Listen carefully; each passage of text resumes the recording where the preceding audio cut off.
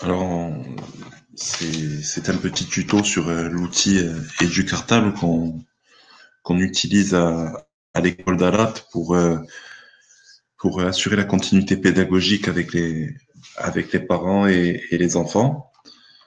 Donc je vais ouvrir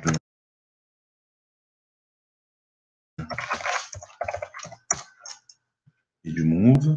Donc voilà, ici en haut, vous avez plusieurs onglets. Donc les du prep, ce sont pour vos fiches de préparation. Les du journal, c'est pour le cahier journal. Et du livret, ça nous permet de faire le livret scolaire et les étiquettes qui concernent surtout les maternelles. Et nous, on va s'intéresser à EduCartable, qui est le cœur même de notre continuité pédagogique. Alors EduCartable, ça se présente de cette manière-là. Donc c'est un outil avec lequel on peut communiquer avec les parents tout le temps en permanence et qui leur permet également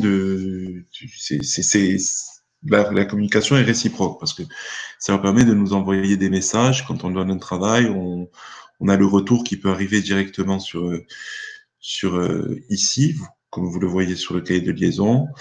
Donc c'est important de toujours être en lien et d'avoir cette possibilité de pouvoir répondre à la fois à leurs questions, mais également pour nous de pouvoir communiquer par ce biais.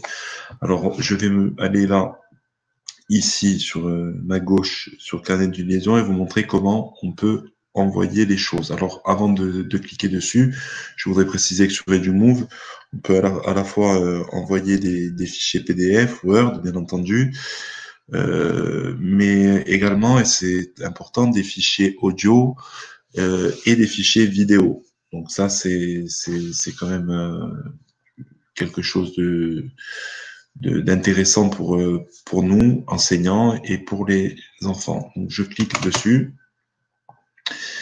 Voilà. Et ici, je vais sur Ajouter un message. Et là, on me propose un message dans le carnet de liaison, un devoir dans le cahier de texte, une activité dans le cahier de vie. Pour envoyer les ressources, on va privilégier ce soir le cahier de liaison. Si vous voulez que vous pouvez choisir information, incident, demande de rendez-vous, événement, on va aller sur information et on va pouvoir envoyer aux parents. Donc il y a un titre, ça je mets un titre rapidement, activité du 25 mars par exemple. Et ici, ici je peux détailler les activités en expliquant ce qu'il va y avoir, par exemple, si on va travailler en français sur le pluriel, donc je peux tout à fait marquer ce que je veux. Voilà, ça c'était à titre d'exemple.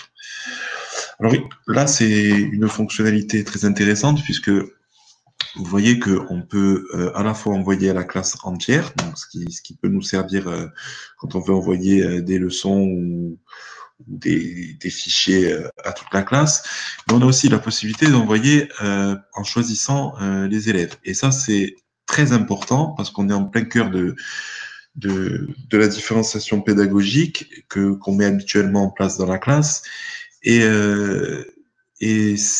c'est tout à fait, c'est l'outil douane là pour leur envoyer ce qu'on veut. Si un élève n'a pas compris une notion, a du mal sur quelque chose, si nous enseignants on estime qu'il y a une remédiation à faire, on peut la faire puisqu'on s'adresse directement à un élève et on va cibler la notion qui n'est pas acquise pour essayer sur un autre travail de mettre en place une stratégie différente pour que l'enfant acquiert cette notion. Donc ça, c'est important d'en parler. Personnaliser EduCartable permet de personnaliser le parcours. Voilà, c'est pas l'enfant est en difficulté, certes, on n'est pas en face de lui, on sait très bien que que le distanciel remplacera pas le présentiel, mais on peut quand même s'occuper de l'enfant en difficulté, remédier à certaines choses. Et c'est très important. Et là, on peut, sur cette pédagogie différenciée, sur cet axe-là, avoir quand même une efficacité intéressante. Donc là, par exemple, si j'envoie à la classe, je continue mon tuto. Ici, alors là, on a ce qui est intéressant. Voilà, on peut marquer à la fois à lire, à faire, à signer ou à répondre. Ici, on a ces deux onglets-là qui semblent les plus intéressants, à lire ou à faire. Alors ça nous permet de savoir si tout le monde a bien vu ou a bien fait les exercices et le travail demandé.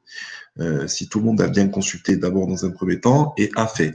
Alors bien entendu, dans ces périodes de troubles, il n'est pas question d'un quelconque flicage, mais ça nous permet à nous de nous positionner différemment et de voir, par exemple, si le problème est récurrent et qu'une famille n'a pas lu ou n'a pas fait pendant plusieurs jours les activités, de prendre contact avec eux dans un esprit bienveillant pour montrer qu'on est présent, qu'ils ont peut-être besoin d'aide et leur apporter cette aide et pourquoi pas aller plus loin avec eux. Et c'est bien de montrer quand même que l'enseignant, malgré les conditions inédites et spéciales, est quand même là à leur côté pour les accompagner. Voilà, donc là, on peut donner la possibilité aux familles de répondre à ce message. Et ici, on a la possibilité d'ajouter des liens. Voilà, donc des liens. Donc, les liens, ce sont les liens vidéo. Ces liens vidéo, c'est intéressant en ce moment. On travaille beaucoup comme ça et on peut leur demander, leur donner des vidéos. Par exemple, je pense aux vidéos sur les fondamentaux de Canopé qu'on utilise beaucoup, je pense, tous. Donc, si on veut ajouter un lien, c'est très facile. Vous mettez oui, ou vous ouvrez un autre onglet quelque part. Il n'y a pas de souci. Et vous n'avez juste qu'à copier l'adresse des fondamentaux. Par exemple, là, je prends un autre exemple puisque je ne peux pas ouvrir une autre page, mais il n'y a pas de souci. Et il suffit de rajouter et vous voyez, les parents auront accès directement à la page que vous voulez. Là, ici, on a mis du cartable. Je peux mettre des fondamentaux, je peux mettre des vidéos YouTube, je peux mettre diverses ressources sans souci. Donc là, je continue à avancer. Les fichiers. Alors là, on est dans le cœur de notre travail. Ici, on a ce petit onglet cliquez ou faites glisser ici pour vous donner un fichier très facilement. Et là, il vous suffit de choisir quel est le fichier que vous voulez donner. Ça peut être donc, vous voyez, du PDF sur une leçon, par exemple, sur le cercle. Vous l'ouvrez, elle se glisse, elle charge. Il n'y a pas de limite de place. Vous pouvez y aller, il n'y a aucun souci. Donc là, vous pouvez mettre les fichiers PDF, je le répète, mais c'est pas grave, les fichiers Word, un fichier audio, un fichier vidéo, sans souci. Donc vous continuez. Donc ici, vous avez l'onglet sauvegarder. Vous pouvez appuyer dessus. Il y a rien n'est envoyé. Hein. C'est ici que vous allez avoir l'envoi. Donc vous avez l'information. Classe, c'est-à-dire que vous envoyez à tout le groupe à lire. Lu 0/23, quand vous allez attendre, tous les parents sont inscrits chez nous, donc quand j'aurai 23/23, ça voudra dire que tout le monde a eu connaissance de ce message et tout le monde a pris connaissance du travail à faire. Là, vous pouvez donner les réponses autorisées, bien entendu, il suffit de cliquer dessus. Et ici en dessous, vous avez l'onglet qui vous transmettra les réponses. Vous voyez qu'il y a le lien, c'est le fameux lien vidéo que j'ai marqué, le lien Internet, et le fichier joint, le fichier que j'ai ajouté. Donc maintenant, pour que les parents y aient accès, il me suffira de cliquer sur ce bouton ici, là où on voit un œil, et là, ça publiera, tout le monde y aura accès. C'est exactement le même principe. Si vous voulez envoyer une activité pour différencier la pédagogie à un enfant, vous lui envoyez, vous allez sélectionner uniquement cet enfant comme je vous ai montré au début, et seul cet enfant recevra le message. Voilà. Donc ça, c'était pour et du cartable, le carnet de liaison. Je vais juste vous montrer également le cahier de texte qui est ici, qui est intéressant. Il se présente de la même manière que le cahier de liaison. Et la différence qu'il y a ici, c'est que lorsqu'on ajoute le message, toujours pareil, vous allez marquer un devoir du cahier de texte. Là, vous avez le choix pour prendre la discipline, pour sélectionner la discipline. Par exemple, je prends n'importe quoi. Allez, on va prendre orthographe. Vous allez marquer le pluriel. Si vous travaillez sur le pluriel, vous allez continuer. Classe. Voilà, je vais par exemple demander à cet élève-là de revoir le pluriel. Je vais choisir au hasard. Hein. Vous allez choisir la date, à lire, à faire, toujours la même chose. Et là, voilà, c'était ça que je voulais vous montrer. Souhaitez-vous ajouter des exercices pour le devoir du cahier de texte? Alors, ce sont des exercices numériques, des exercices préparés qu'on peut travailler sur l'écran.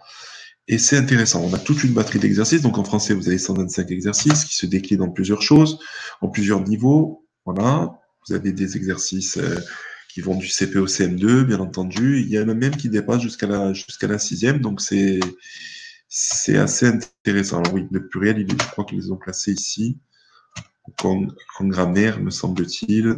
Voilà. Donc, si j'ai envie de travailler sur le pluriel des mots, eh bien, je n'ai qu'à l'ajouter et les enfants l'auront. Alors, je vais vous montrer en quoi ça consiste à peu près. Voilà, ce sont des exercices ludiques, comme on peut en trouver sur beaucoup de logiciels ou autre chose, mais ils sont intégrés à Educartable. Donc, c'est ça qui est intéressant, on n'a pas besoin d'aller les chercher. Voilà. Un ruisseau, des ruisseaux, à vous de choisir à l'enfant de choisir la bonne orthographe. Et ensuite, il continue dans son exercice, la correction s'affiche tout de suite. Donc, c'est quand même intéressant. Donc, on continue simplement je vais jusqu'au bout puisque c'est la même chose que pour le cahier de liaison. Vous allez arriver ici. Les liens, c'est toujours pareil si vous voulez envoyer une vidéo. Les fichiers, c'est la même chose. Vous envoyez ce que vous voulez de votre ordinateur ou de votre smartphone. Même une... je rajoute qu'on peut même envoyer des photos. Hein. Donc, ça peut... voilà. Et je sauvegarde. Et à la fin, il ne me restera plus qu'à publier et l'enfant recevra son travail. Voilà, donc nous, c'était un petit tuto j'espère que vous y verrez un peu plus clair après. C'est quand même très intéressant. Voilà, différenciation pédagogique possible, contact permanent avec les parents sous forme de messages et ensuite, ce qui ne nous empêche pas de les contacter ensuite par téléphone si besoin est. On montre qu'on est présent, on envoie les choses. Alors, c'est un outil qu'on s'approprie très très rapidement. Voilà, ça peut paraître compliqué quand on l'explique comme ça qu'on connaît pas, mais on se l'approprie très très rapidement. Et nous, là, nous sommes 5 enseignants, nous sommes 4 à l'utiliser. Les parents sont habitués. Dès que l'enfant est en CP, on utilise Educartable. Donc ensuite, quand il change de cohorte et qu'il monte au fur et à mesure dans les niveaux, il connaît l'outil Educartable. Donc c'est quelque chose qui fait partie intégrante de leur vie de parents. Et on a énormément de retours, de bons retours. De bons retours. On a même beaucoup de parents, des messages de remerciements parce que la continuité pédagogique, c'est ce que je voudrais conclure sur ça, c'est fait d'une manière douce. Voilà, c'est les parents, on est parti, mais on les a pas, ça n'a pas été un changement brusque. Oui, bien entendu, c'est un changement difficile, mais ils connaissaient l'outil, donc ça leur a permis quand même d'aller bien sûr dans quelque chose d'inédit, mais en ayant un outil qu'ils maîtrisaient et sur lequel ils savaient pouvoir compter. Voilà, donc c'est important. Donc j'espère que j'ai été assez clair. Si d'autres questions, si vous avez d'autres, si quelqu'un a une question particulière, je me rendrai disponible sans aucun souci.